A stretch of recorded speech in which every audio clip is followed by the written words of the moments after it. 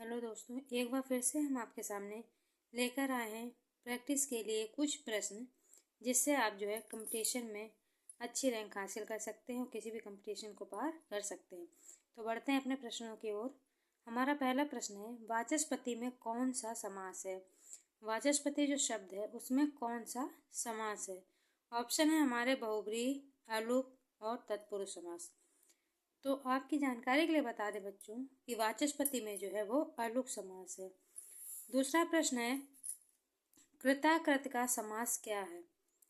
कृताकृत का समास है या कृताकृत में कौन सा समास है?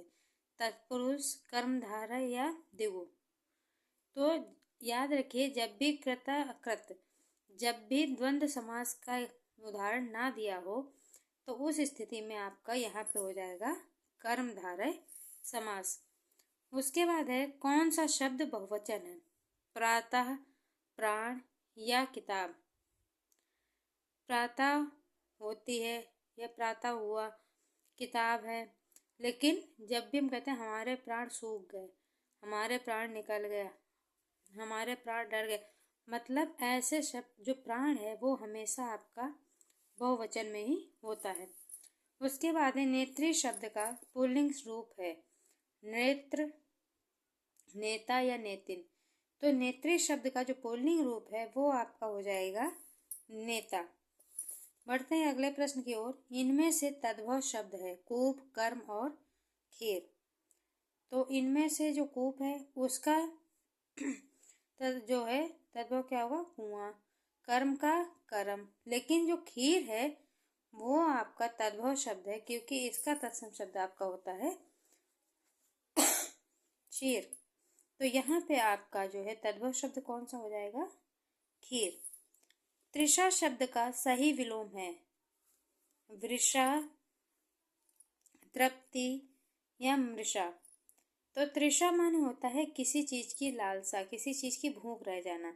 और तृप्ति मतलब होता है जब हम पूरी तरीके से उस चीज से छक जाते हैं, मतलब हमारे अंदर मतलब पूरा उस चीज को लेकर शांति मिल जाती है, तब हम कहते हैं कि हम इस चीज से तृप्त हो गए। तो तृप्ति इसका सही विलोम होगा। तृषा शब्द का सही विलोम होगा हमारा तृप्ति। उसके बाद है, माँ शब्द का पर्यायवाची है मनौसी, कोविद या प्रसू। तो यहाँ पे माँ शब्द का जो पर्यायवाची है वो है आपका प्रसू। आगे है, नौकर का पर्यायवाची है अंशज, आर्यपुत्र या भृत्य। तो नौकर का जो सही पर्यायवाची होगा वो होगा आपका भृत्य। अंतिम सवाल है हमारा, अंतिम प्रश्न, चंद्रमा का पर्यायवाची है निलय, मुरारी या मृगांक। तो इसका राइट आंसर होगा आपका मृगांक।